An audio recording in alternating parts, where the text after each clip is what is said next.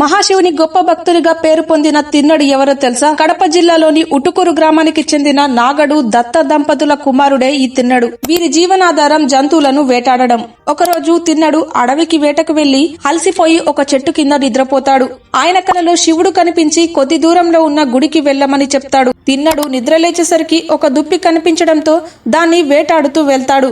అక్కడ కలలో కనిపించిన శివలింగం కనిపిస్తుంది. ఆ శివలింగం పట్ల ఎంతో అపారమైన భక్తిని పెంచుకుంటాడు. శివలింగాన్ని పూజించడానికి శుభ్రతలు సాంప్రదాయాలు తిన్నడికి తెలియదు. జంతువులను వేటాడి తెచ్చిన మాంసాన్ని నైవేద్యంగా పెట్టేవాడు. నోటితో తెచ్చిన నీటితో అభిషేకం చేసేవాడు. ఒకరోజు శివలింగం కంటి నుంచి రక్తం కారటం చూసి ఔషధ మొక్కలు తెచ్చి నూరి కట్టుకడతాడు. రెండో కంటి నుంచి కూడా రక్తం కారడం మొదలవుతుంది. ఇలా కాదని బాణంతో తన కన్నును బయటకు తీసి శివునికి పెడతాడు.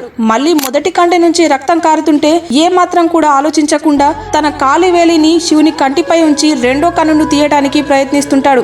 తన భక్తిని చూసి పరమశివుడే ప్రత్యక్షమవుతాడు. ఇలా కన్నులు ఇచ్చాడు కాబట్టి కన్నప్పగా పేరు పొందాడు.